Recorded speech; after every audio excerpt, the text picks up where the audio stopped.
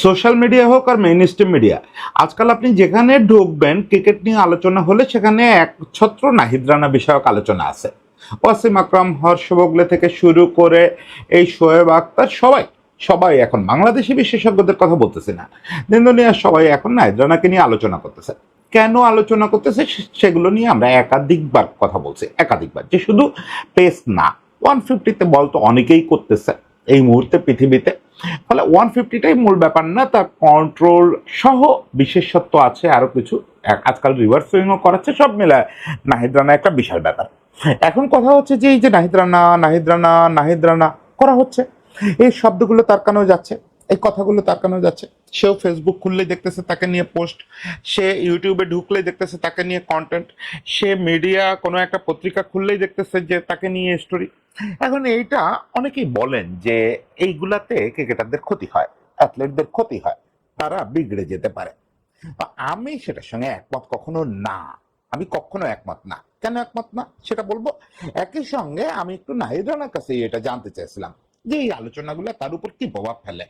তো সে কি অসাধারণ ভাবে আমাকে এই কথাগুলো বলল যে সে আসলে ওই প্রশংসাটা সেভাবে শোনেই না, কিন্তু পরামর্শটা সে খুঁটায় খুঁটায় শোনে যে ওর ভিতর থেকে কি নেওয়ার আছে। এবং বিশেষ করে আমি জানতে চাচ্ছিলাম যে অনেকেই বলে আপনার 160 ছোঁয়া উচিত, শোয়েব আক্তারের রেকর্ড ভাঙা উচিত, সে বিষয়ে সে কি বলছে সেটাও শেষ দিকে গিয়ে আমি বলবো। দেখেন, এটা আমি অনেকদিন ধরে বলি, অ্যাডভোকেসি করি বলা চলে, যে সবাইকে স্বাধীনভাবে কথা বলতে দেন, সবাইকে। এটা রাজনৈতিক ব্যাপারে বলি, খেলার ব্যাপারে বলি, সব ব্যাপারে আপনি কথা বলতে দেবেন, লিখতে দেবেন, যা খুশি করুক লোকেরা, এতে কারোর পক্ষে কোনো সমস্যা হয় না। সত্যিকারের যে চ্যাম্পিয়ন, তার কোনো সমস্যা হয় না।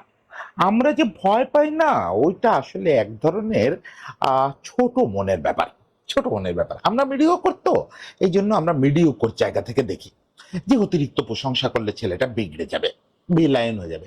হ্যাঁ, যায় তো, আমাদের চোখের সামনে অনেকে গেছে বলেই এই ভয়টা আমরা পাই। নাসির গেছে, সাব্বির গেছে, অনেকে গেছে। এখন আমার কথা যে এরা মিডিওকর হইতেই আসছিল পৃথিবীতে, এরা চ্যাম্পিয়ন হইতে আসে নাই, এরা কোনো না কোনো সময় বিগড়ে যেত। আপনি এদের এই যে তুলোর ইয়েতে করে, তুলোর বিছানায় করে ডিম সংরক্ষণের মতো করে রাখবেন, এটা পারবেন না। একটা না একটা সময় তারা নিষ্ঠুর এই দুনিয়ার মুখোমুখি হবে, প্রশংসা নিন্দা দুটোই তাদের কানে ঢুকবে। যে বাচ্চাদের আপনি ছোটবেলা থেকে আটকে রাখেন, রাস্তায় খেলতে যেতে দেন না, যে বস্তির ছেলের সঙ্গে মিশলে খারাপ হয়ে যাবে অমুক তমুক, সেই ছেলেটা যখন ইন্টারমিডিয়েটে ওঠে তখন আরো ভয়ঙ্কর সব ব্যাপারের সঙ্গে পরিচিত হয় না। আটকে রাখাটা কোনো সমাধান না, কোনো সমাধান না। একই সঙ্গে সত্যিকারের চ্যাম্পিয়ন অ্যাথলেটরা যে এইসব আলোচনা সমালোচনা প্রশংসা নিন্দায় কিছু মনে করেন না এবং তারা যে বেরিয়ে যান না, তার প্রমাণ আমাদের বিশ্ব জুড়েই আছে। ইনফ্যাক্ট সমস্ত চ্যাম্পিয়ন ক্রিকেটারের জীবনে এই ঘটনাটা আছে। আপনি লিওনেল মেসির দিকে তাকান, 14 বছর বয়স থেকে সে শোনেন নতুন ম্যারাডোনা, তত সে বিজয় আছে। আবার বহু ফুটবলার আছে বিজয় গেছে ওই ইন্টারন্যাশনাল লেভেলে। আমাদের দেশে তাকান না, সাকিব আল হাসান 18 বছর বয়স যখন, তখন ভারতবর্ষ সেরা পুরস্কার পেয়েছিল। আমি সেই দুর্ভাগ্য যে প্রথম ইন্টারভিউ নিতে গেছিলাম তার, সে সময় সে ফার্স্ট পেজে তার ছবি ছাপা হয়েছে। কি হয়েছে তার? আমি সব সময় বলি যে আপনি যদি চ্যাম্পিয়ন হতে চান আপনাকে অনেক রকম কাটা ডিঙাতে হবে, আপনাকে প্রতিপক্ষের বাধাটা ডিঙাতে হবে, আপনাকে ওই সময়ের বাধা ডিঙাতে হবে, অনেক কিছু ডিঙাতে হবে, তার মধ্যে মিডিয়ার বাধাটাও ডিঙাতে হবে। মিডিয়ায় যে প্রশংসা বা নিন্দা যেটাই করুক, এটা একটা কাটা। এই কাটাটা আপনি যদি ডিঙাতে না পারেন, আপনি চ্যাম্পিয়ন হবেন না। ফলে কোনো সময় এটা প্রত্যাশা করবেন না, কোনো অ্যাথলেটও প্রত্যাশা করবেন না, ভক্তরাও করবেন না যে এই ক্রিকেটারে তোলা তোলা করে রাখা হোক, এদের নিয়ে প্রশংসা বা নিন্দাই কোনোটা যেন না করা হয়। ইভেন এটা নিয়ে আমার সঙ্গে একবার মাশরাফি বিন মুর্তজারও বেশ আর্গুমেন্ট হচ্ছিল। সেও একটা প্রেস কনফারেন্সে রিকোয়েস্ট করছিল কোনো একটা ক্রিকেটারের নাম ধরে যে ওকে নিয়ে বেশি লেখালেখি না করাই ভালো। আমার বক্তব্য যে আপনি কতজনকে আটকাবেন? আমরা আপনার কথা শুনে কয়েকজন লেখা বন্ধ করলাম, প্রশংসা করা বন্ধ করলাম। এর বাইরে লোক নেই, ইন্ডিয়ায় লোক নেই, পাকিস্তানের লোক নেই, সারা পৃথিবীতে লোক আছে। মানুষের লেখার আইটেম দরকার, কন্টেন্ট করার আইটেম দরকার। আমি দেবব্রত কাল সকালে কি খাবো, আমার দুশ্চিন্তা আছে না? ফলে আমাকে কন্টেন্ট বানাইতে থাকতে হবে। এরকম বহু লোক আছে বুভুক্ষু হয়ে, তাদের কন্টেন্ট বানাতে হবে, লিখতে হবে, ফলে কাউকে বাধা দেওয়া যাবে না। লিখতে দেন, এটা ডিঙায় যে যে চ্যাম্পিয়ন হতে পারবে সে champion. I think Nahid Rana এইটা ডিঙ্গাতে পারবে বা সে চেষ্টাটা করতেছে। কেমন করে বুঝলাম সেটা হচ্ছে তার সঙ্গে একটু কথা বললাম। ইচ্ছা ছিল নাহিদ রানার একটু অন ক্যামেরা ইন্টারভিউ নেওয়া, ইদানিং নানা জটিলতায়, আর এখন তো ঈদের ছুটিতে বাড়িতে চলে গেছে, সেটা হচ্ছে না আসলে। ফলে ওভার ফোন একটু কথা বললাম, ওই ব্যাপারটা বোঝার চেষ্টা করলাম। এই যে জাগতিক আলোচনা, বাংলাদেশের বাইরেও যে আলোচনা, এটা তার উপর কতটা আসর ফেলে। তো সে আমাকে দারুণ করে একটা জিনিস বলল যে আলোচনা তো আসলে দুটো দিক থাকে। একটা হচ্ছে সবাই প্রশংসা করে অনেকেই। তো আমি আসলে প্রশংসা অংশটা এড়ায় যাই। আমি মনেও রাখতে চাই না যে কে কি বললেন। অবশ্যই যারা ভালো বলেন তাদের প্রতি আমার কৃতজ্ঞতা থাকে। তারা পছন্দ করেন, ভালোবাসেন, সেই জন্য ভালো বলেন, ওই পর্যন্তই। আমি এটা নিয়ে আর ভাবতে চাই না। আমি ভাবি কোনটা নিয়ে, সেটা হচ্ছে প্রত্যেকের এই আলোচনার মধ্যে আপনি দেখবেন আমার প্রতি কিছু টিপস থাকে, কিছু পরামর্শ থাকে। ওইগুলা থেকে কোনগুলো যৌক্তিক এইগুলা আমি একটু গ্রহণ করার চেষ্টা করি। কারণ উন্নতি করতে হবে তো আমাকে প্রতিনিয়ত। তো এইসব আলোচনা থেকে এই যেসব গ্রেটের কথা বললেন, আমাকে একজন গ্রেটের নাম বললাম যে এরা আপনাকে নিয়ে আলোচনা করেন। তো ও বলতেছে যে এইসব গ্রেটের আলোচনা থেকে, কখনো তাদের কথাবার্তা থেকে সরাসরি আমি উপকৃত হচ্ছি।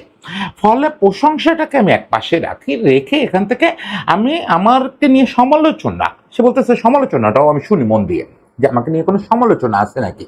সমালোচনা থাকলে সেটা খুব মন দিয়ে শুনি, পরামর্শ থাকলেও সেটা বোঝার চেষ্টা করি যে এটা আদৌ আমার গ্রহণ করার দরকার আছে নাকি। গ্রহণ করার দরকার থাকলে আমি গ্রহণ করি। আমি অনেকের পরামর্শ নিচ্ছি এবং আরো নেব। এটা অসাধারণ একটা ব্যাপার না? দেখেন, ও তো আলোচনা থামাই দিতে চায় না। ওই তো বলতেছে যেটা হবে ভাইয়া, আপনি খেলতে লাগলে এখন ভালো হচ্ছে, শ্রেষ্ঠ ভালো সময় দিচ্ছেন, ভালো হচ্ছে, এই আলোচনা হবে। আমি তো থামাতে পারবো না। আমি জনে জনে গিয়ে কি বলবো যে আলোচনা করেন না আমার নিয়ে? আবার খারাপ সময় আসবে, সামনে যেই খারাপ সময় আসবে দেখবেন অনেকেই নিন্দা করতেছে, সেটাও আমি থামাতে পারবো না। কোনোটাই আমার কন্ট্রোলে নাই। আমি শুধু যেটা পারবো, খারাপ সময়েও যারা পরামর্শ দিবেন ওটা নিব, এখন ভালো সময়েও যারা পরামর্শ দিচ্ছেন ওটা নিব। দেখেন, এই লিকলিকে লম্বা ছেলেটা, দুদিনের বাচ্চা, সে কত সুন্দর জিনিসটা ধরে ফেলছে যে আসলে এই কাঁটাটা উপড়াইতে, মিডিয়ার কাঁটাটা উপড়াইতে কি করতে হবে, সেটা হচ্ছে অবজ্ঞা করতে হবে, স্রেফ সরায় রাখতে হবে। সচিন টেন্ডুলকার সারা জীবন যা করে গেছেন, ঘুরেও তাকান নাই। হ্যাঁ, পরামর্শ কেউ দিলে, সার্ডন ব্র্যাডম্যান্ডেকে পরামর্শ দিয়েছেন, ঠিক সচিন টেন্ডুলকার সেটা গ্রহণ করছেন। হানিফ মোহাম্মদের তো রীতিমতো ভক্ত ছিলেন। হানিফ মোহাম্মদ টিপস সব দিতেন, সেগুলো গ্রহণ করতেন, কিন্তু প্রশংসায় নিয়ে ভাবতেন না। এটাই একজন চ্যাম্পিয়নের কাজ। আমি ওই প্রসঙ্গে তারই জিজ্ঞেস করলাম যে আপনি কি কখনো খেয়াল করেন, মানে ইন্টেনশনালি দেখেন আপনার এ নিয়ে কি আলোচনা হচ্ছে? তো বললো না, ইন্টেনশনালি দেখি না। একটা নাম্বার হচ্ছে যে আমি আসলে, সেটা আমি কেন, এখন আমরা যারা ইন্টারন্যাশনাল ক্রিকেটার, এটা শুধু আমার কথা বলতেছি না, যতজন ইন্টারন্যাশনাল ক্রিকেট খেলে তাদের কারো পক্ষে আসলে ইন্টেনশনালি ভাইয়া খোঁজার সুযোগ নেই যে আমাকে নিয়ে কি কথা হচ্ছে। তবে যেটা হয় যে এখন তো আপনি ডিসকানেক্টেড থাকতে পারবেন না। কোনো বন্ধু বান্ধব, আত্মীয় স্বজন কেউ না কেউ পাঠায়।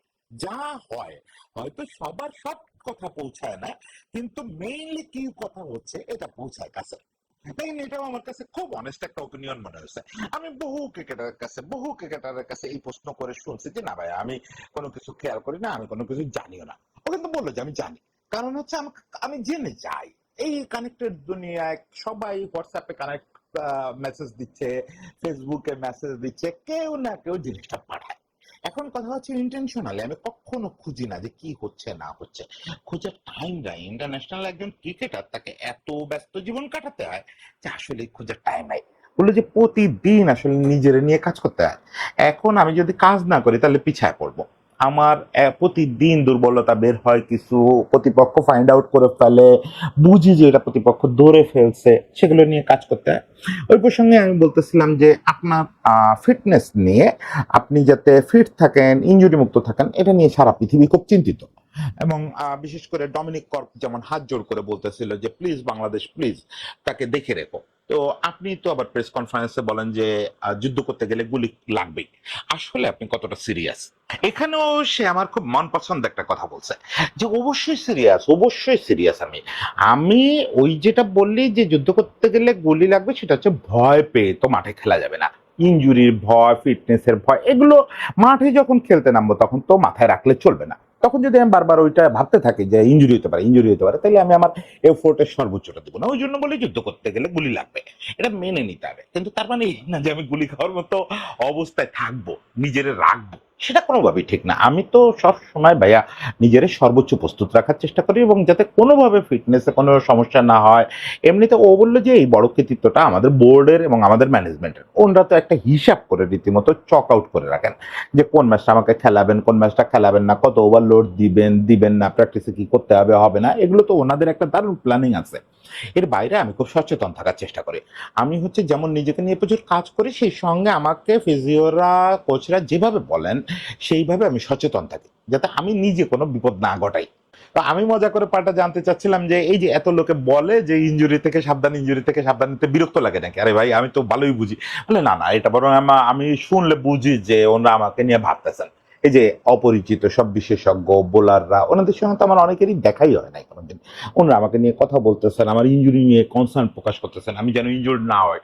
মানে তো ওনারা আমার ভালোবাসতেছেন, আমাকে পছন্দ করে বলতেছেন, এটাতে বিরক্ত হবো কেন? শেষ তার কাছে আমার যেটা জানার ছিল সেটা হচ্ছে যে এই আলোচনা, এই মিডিয়া, সোশ্যাল মিডিয়া কমেন্ট্রি, এইগুলারই একটা অংশ হচ্ছে যে এখন তাকে 160-তে দেখতে চায়। অনেকে তো একদম তেড়ে ফুড়ে বলতেছে না শোয়েবের রেকর্ড ভাঙতে হবে। আমি এর মাঝে একটা কন্টেন্ট করে বলছি যে কেন সেই চেষ্টা রানা করা ঠিক হবে না। আমি বলতেছিলাম যে এটা দেখছেন কিনা কোথাও, তো এসে দিছে। বুঝলাম না, আমি দেখছে বুঝালো না, না দেখছে বুঝাইলো, এসে দিয়ে বললো যে না আমি অন্তত এগুলা ভাবতেছি না। তা আমি বললাম যে আপনার ভাবনাটা কি পেস নিয়ে? তা বললো ভাইয়া আমার যে পেস আছে এটা বাড়ানোর জন্য বা কোনো টার্গেটে পৌঁছানোর জন্য আমি টার্গেট নিয়ে খেলবো না। আমি আমার সর্বোচ্চ এফোর্ট দিব প্রত্যেকটা ডেলিভারিতে। যদি মনে হয় আমার বেস্ট স্লোয়ারটা করতে হবে, বেস্টটা করব। আমি আমার পেসের সঙ্গে আমার বোলিং এর সঙ্গে কখনো আপোষ করব না, কিন্তু আমি কোনো টার্গেট নিয়েও ছুটবো না ভাইয়া যে 160 তো দূরে থাক। আমি 150-এ করছি, 152 নিয়েও পাবো না। যেদিন হওয়ার এমনিই হবে, 152 হবে, 55 হবে, হইতে পারে, অনেক কিছুই হইতে পারে। আমি আমার ফিজিক নিয়ে কাজ করতেছি, প্রতিদিন ডেভেলপমেন্ট করতেছি, আমার এই বুকের পেশি নিয়ে কাজ করতেছি, হাতের মাসল নিয়ে কাজ করতেছি, অনেক কিছু নিয়ে কাজ করতেছি। সেটা বোলিং ভালো করার জন্য, সেটা পেস বাড়ানোর জন্য না। আমি ইনফ্যাক্ট ভাবিও না যে আমার পেস আর কত দূর যাইতে পারে। আমি ম্যাচ শেষে যখন জানি যে এই ম্যাচে সর্বোচ্চ এত কিলোমিটার বল করছি, ভাল লাগে। এটা শুনলে অবশ্যই ভাল লাগে, বাড়তি পেসের কথা। কিন্তু আমি ম্যাচের আগে একবারও ভাবি না যে আমার এত কিলোমিটার আজকে বল করতে হবে, বা আমার ক্যারিয়ারে কোথায় সর্বোচ্চ বল করব, এটা নিয়ে আমার কোনো ভাবনা নেই। আমার ভাবনা শুধুমাত্র যে বেস্ট ডেলিভারিটা কি করা যায় সেটা নিয়ে আমি ভাবি। আর দেখেন, এই যে আমরা যারা শঙ্কা বোধ করি যে প্রশংসা, আলোচনা বাচ্চাদের পথ বিগড়ে দিতে পারে, অথচ বাচ্চারা কত ম্যাচিউর চিন্তা করে দেখেন। এই আমরা কিন্তু আসলে ওদের মিসজাজ করি। আমরা ভাবি যে ওরা বোধহয় ইম্যাচিউরড, ওরা অল্প কথায় বোধহয় গলে যাবে। না, ওরা খুব ম্যাচিউর চিন্তা করে। ওরা জীবনটারে অনেক কাছ থেকে দেখে, তো 22 গজ থেকে দেখে। ফলে ওরা ম্যাচিউরড এনাফ। এখন চ্যাম্পিয়ন হতে পারুক বা না পারুক সেটা আসলে ওর স্কিল, সেটা আসলে ওর বাকি যোগ্যতা, সেটার সঙ্গে এসব আলোচনার কোনো সম্পর্ক নাই। রানার জন্য অনেক শুভেচ্ছা থাকলো। আই হোপ রানারও কোনো এক সময় আমরা ভিডিও ইন্টারভিউটাই দেখতে পাবো।